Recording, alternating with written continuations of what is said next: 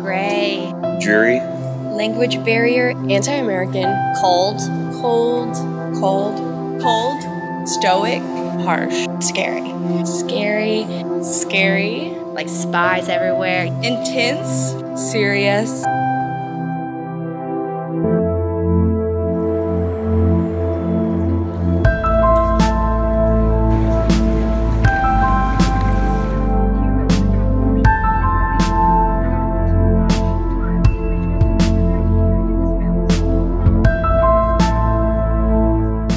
Coming from a city like Fort Worth, where there's basically no form of public transportation, and going to a city like St. Petersburg, it was really interesting to be able to use the metro because it was a quick and easy way to see a lot of the city and to experience something new.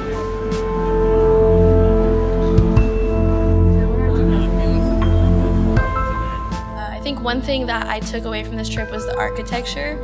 I really didn't expect it to be so historical and colorful because back in America we tend to just knock down old buildings and rebuild in a modern way, and so you kind of lose what we were. These buildings were standing for so long and held all the important events, and just was very impactful to be walking on the same streets that you knew Catherine the Great, Peter II, Ivan the Terrible, all those people lived and worked and ran this country, and we're walking around today, so that was pretty interesting. When I was in Russia, I was struck by the amount of art and culture and how the Russian people adhered to that and took so much pride in the centuries and centuries of art, both Russian and collected from other cultures.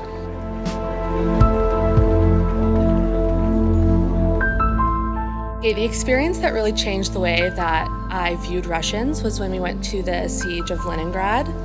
I thought it really explained a lot of kind of the misconceptions that I had about them, and I understood more that they're really just proud of where they've been. I mean, if you literally fight for your city, I mean, you're gonna want to be protective of it, and you're gonna want people to respect that. And it really just opened my eyes to understanding that they're not really mean, they're just more protective. The event that stood out to me was the Siege of Leningrad Cemetery.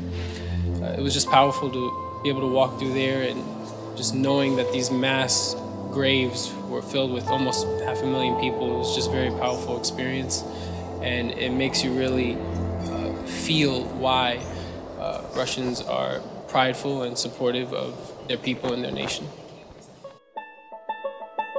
I really like the Smolny Institute because the building had changed so much over time.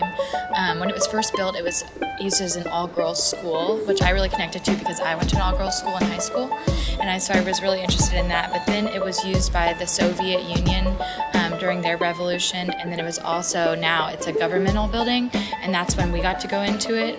So it's really interesting because it was just, the building had stayed the same, but it was used by a lot of different groups.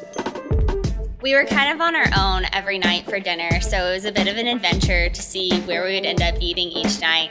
And it was always kind of a goal to find a restaurant that had an English translation menu, so we weren't just kind of pointing and guessing. Time and time again, I had people thank me for coming to Russia and for not being afraid of visiting them and seeing their culture and telling me to invite people back, and that's exactly what I wanted to do. When we were in Moscow and we had free time, a few of us girls walked to the Red Square, and it was right as the sun was setting and the buildings were all lit up, and I was in total awe of the beauty of Russia and the different styles of architecture. You had 3 completely different styles buildings within one area, and we were all just in total awe of everything that was there.